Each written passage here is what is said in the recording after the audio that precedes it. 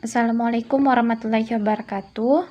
Saya Meli Puspa dengan NIM 2419021 dari kelas PMTK 6A. Nah, di sini saya akan menjelaskan mengenai perbaikan UTS Geometri Transformasi saya. Nah, sebelumnya di sini saya untuk menghemat waktu dan penyimpanan, saya telah menulis jawaban terlebih dahulu dan kali ini saya akan menjelaskannya saja. Nah, pada soal yang pertama, diketahui sebuah garis S dan titik ABC, yaitu ini garis S dan titik ABC. Seperti pada gambar yang sudah saya tunjuk tadi. Nah, diketahui yang pertama, jika P elemen dari S, maka TP sama dengan P. Yang kedua, jika P elemen dari S, maka TP sama dengan P aksen. Sedemikian sehingga garis S adalah sumbu ruas antara garis P dan P aksen. Nah, soal yang pertama itu yang bagian A-nya, lukislah A aksen sama dengan TA, B aksen sama dengan TB, C aksen sama dengan TC. Nah, dari soal kita ketahui yaitu S adalah sumbu ruas antara P dan P aksen.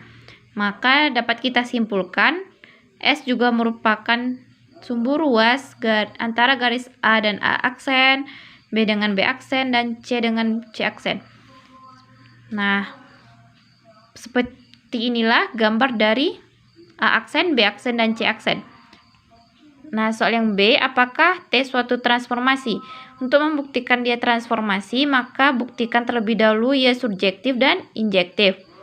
Nah, pada soal sudah diketahui, jelas setiap P pada bidang V ada prapeta P aksennya, sehingga TP sama dengan P aksen. Nah, jika P elemen dari S, maka P aksen sama dengan P. Jika P bukan elemen dari S, maka P aksen adalah cerminan dari P terhadap sumbu S atau sumbu ruas garisnya. Jadi, dapat disimpulkan dari dua teorema ini, T merupakan suatu surjektif. Nah, yang kedua kita buktikan apakah dia suatu injektif. Untuk P elemen dari S, Q elemen dari S, dan P tidak sama dengan Q, dan jelas P aksennya juga tidak sama dengan Q aksen. Untuk teorema yang kedua, untuk P elemen dari bukan elemen S, ambil dua titik sebarang, misalnya titik A dan titik B, dengan ia bukan merupakan elemen dari S, sehingga A tidak sama dengan B. Nah, untuk membuktikan apakah dia injektif, kita bisa menggunakan kontradiksi. Nah, sebelum menggunakan kontradiksi, kita andaikan dulu atau kita cari apa yang akan kita buktikan. Nah, di sini kita akan membuktikan A aksen tidak sama dengan B aksen. Maka, untuk mencari pengandaiannya, kebalikannya. Berarti kita andaikan A aksen sama dengan B aksen. Karena S adalah sumbu ruas antara garis A dan A aksen, maka S tegak lurus terhadap garis A dan A aksen. Begitu juga terhadap B dan B aksen. Maka dapat disimpulkan karena A dan A aksen tegak lurus terhadap S, B aksen tegak lurus terhadap S, maka ia berhimpit. Akibatnya A sama dengan B. Nah, itu merupakan suatu kontradiksi. Karena yang akan kita buktikan A tidak sama dengan B, tetapi hasil yang kita dapatkan A aksen sama dengan B aksen. Maka dapat disimpulkan T merupakan suatu injektif. Dengan demikian, karena terbukti T suatu surjektif dan T suatu injektif, maka T merupakan transformasi. Nah, yang kedua, diketahui garis G X, Y, di mana X ditambah Y sama dengan Z. Nah, nilai Z ini yaitu NIM belakang saya yaitu 21. Nah, tentukan MG 0. Nah, sebelumnya kita substitusi nilai X ditambah Y sama sebelumnya kita substitusi nilai Z, X ditambah Y sama dengan Z, yaitu X ditambah Y sama dengan 21. Kita jadikan dia sama dengan Y, berarti 21 dikurang X. Nah, untuk mencari ini dapat kita menggunakan rumus persamaan garis. Nah, untuk mencari rumus persamaan garis, maka kita harus menentukan terlebih dahulu gradiennya. Nah, jika ditemukan persamaan garis ini, maka gradiennya itu koefisien dari variabel X. Maka gradiennya itu -1. Karena dia tegak lurus dengan garis G, maka gradiennya itu 1. Nah, kita masukkan ke dalam rumus persamaan kita karena kita sudah mendapatkan gradiennya 1 dan melalui titik pusat 0,0, yaitu Y kurang Y1 sama dengan M dikali X kurang X1. Substitusi nilai X dan X1-nya dan Y1-nya, yaitu didapat Y sama dengan X. Jadi MG 0-nya itu X, Y, di mana Y sama dengan X. Untuk mencari, di sini hanya ditemukan titik H-nya. Untuk mencari titik potong antara G dan H, dapat kita substitusi Y sama dengan X ke dalam persamaan yang ini, yaitu Y sama dengan 21 dikurang X. Sehingga kita peroleh X sama dengan 21/2, yaitu 10,5. Di sini saya tidak langsung menjadikan dia bilangan desimal, tapi kita gunakan dalam bentuk pecahan terlebih dahulu untuk mempermudahkan kita. Nah, selanjutnya kita substitusi nilai X ke persamaan Y sama dengan X, maka menghasilkan yaitu Y 21/2. Jadi didapat titik potong 21/2, 21/2. Maka kita menggunakan rumus jika diketahui 2 titik dan kita sudah mendapatkan 2 titiknya. Maka X0 ditambah X0 aksen per 2, Y0 ditambah Y0 aksen per 2. Lalu kita substitusikan seperti langkah yang sudah saya buat dan menghasilkan 21,21. Untuk menghasilkan ini kita kalikan 2 dikali 21/2 dan 2 dikali 21/2, maka menghasilkan X0 aksen, Y0 aksen, yaitu 21,21.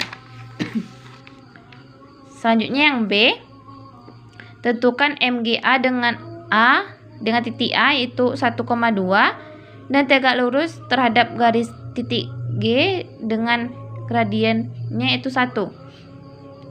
Nah, kita masukkan atau substitusikan nilai ini dan gradiennya, maka menghasilkan Y sama dengan X ditambah 1.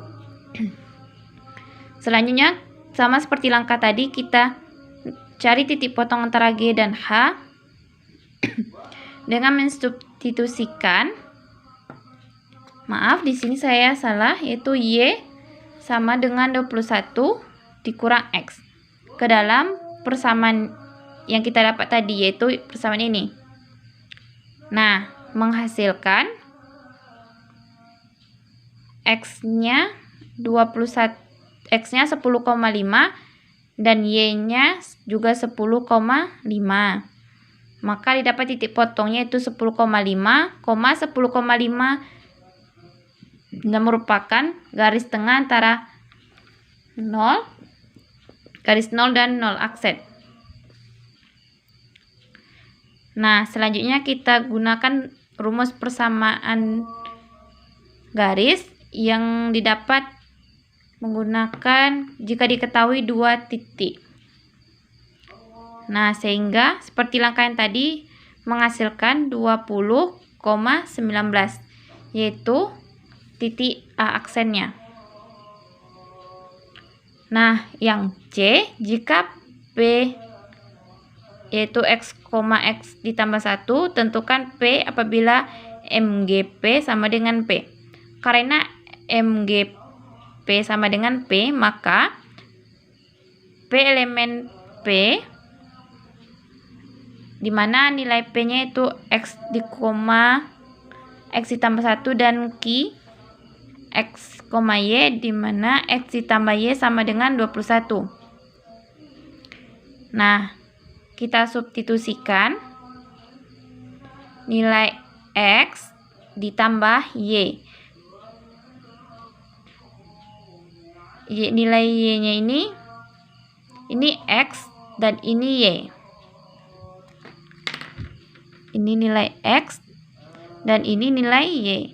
Maka X ditambah 1 sama dengan 21. Seperti langkah ini menghasilkan 10. Dan substitusikan untuk mendapatkan nilai X1-nya atau Y menghasilkan 9. Maka nilai P adalah 10,9. Yang ketiga, misalkan R adalah yang didefinisikan untuk semua titik P, X, Y dengan RP sama dengan min Y, X. Nah, soal yang pertama atau yang A, apakah R sebuah isometri? Nah, untuk membuktikan dia isometri, maka P1, P2 sama dengan P1 aksen, P2 aksen. Nah, kita akan menggunakan rumus ini. Rumus untuk mencari P1 aksen, P2 aksennya. Nah, rumusnya itu X2 dikurang X1 dikuadratkan ditambah Y2 dikurang Y1 dikuadratkan diakarkan. Selanjutnya kita masukkan nilainya. Nah, di sini saya sudah membuat diketahui yaitu pada titik P1 yaitu nilainya X1, Y1 dan P1 aksen min Y1, X1 dan P2 X2 kurang X2, Y2 dan P2 aksennya min Y2, X2. Nah, kita substitusikan nilainya yaitu di sini saya memasukkan terlebih dahulu nilai variabel Y-nya ya, yaitu min Y2 dikurang min Y1 dikuadratkan ditambah X2 dikurang X1 dikuadratkan. Nah, agar lebih mempermudah, pada bagian ini saya sudah balik menjadi variabel X yang di depan yaitu X2 dikurang X1 dikuadratkan ditambah min Y2 dikurang Y1 dikuadratkan. Maka menghasilkan X2 dikurang X1 dikuadratkan ditambah Y2 dikurang Y1 dikuadratkan. Nah, hasilnya sudah sama.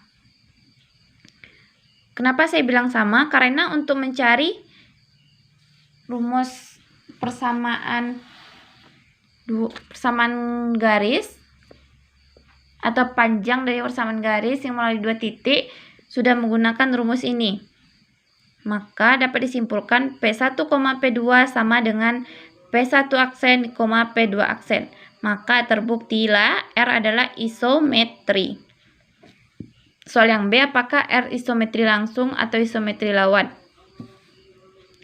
Nah, penjelasan dari isometri langsung atau isometri lawan yaitu jika isometri langsung maka dia searah jarum jam. Jika isometri lawan maka dia berlawanan arah jarum jam, arahnya yang berlawanan. Nah, di sini kita ambil sembarang titik A, B, C tidak segaris. Dengan kita misalkan saja titik A-nya 1,1, aksennya min 1,1, B 2,3, B aksennya min 3,2, C 3,1 dan C aksennya min 1,3. Nah, dari titik yang sudah kita dapatkan ini, kita gambarkanlah ke dalam koordinat kartesius. Nah, ini gambar A, B, C-nya, dan ini A aksen, B aksen, dan C aksen. Nah, di sini kita nampak dia searah jarum jam. Jadi dapat disimpulkan dari gambar yang sudah kita buat ini bahwasanya R adalah isometri langsung. Nah, yang soal terakhir yaitu diketahui G sejajar dengan H dan titik P, koma Ki yang tidak segaris dan tidak berada di G maupun H. Jika P double aksen sama dengan MG MH P dan Ki double aksen sama dengan MG MH Ki, bentuk apakah segi 4P P double aksen Ki double aksen Ki? Jelaskan. Nah, di sini kita ambil titik atau garis G sejajar dengan H. Nah, yang sejajar itu garis G dan garis H. Dan titik P, Ki yang tidak segaris. Di sini saya ambil titik P-nya sejajar, tetapi tidak segaris. Ini titik P, ini titik Q. Nah, jika P double aksennya sama dengan MG MH P pada titik P itu yang pertama, titik P kita cerminkan terhadap H atau terhadap garis H menghasilkan P aksen. Lalu kita cerminkan atau kita refleksikan lagi terhadap garis G menghasilkan P double aksen atau MG MHP. Begitu juga terhadap titik Q. Kita refleksikan terhadap garis H menghasilkan Q aksen dan kita refleksikan terhadap garis G menghasilkan Q double aksen. Jadi dapat disimpulkan gambar segi 4P P double aksen Q double aksen Q, yaitu dari titik sini ke sini, lanjut ke Q double aksen menuju Q dan ke P lagi, merupakan suatu gambar jajar genjang. Nah, jelaskan alasannya. Sebagai yang telah saya jelaskan tadi, yaitu karena kita menggunakan pengandaian dan dari gambar sudah dijelaskan. Untuk menghasilkan atau mengetahui apakah dia jajar genjang, kita menggunakan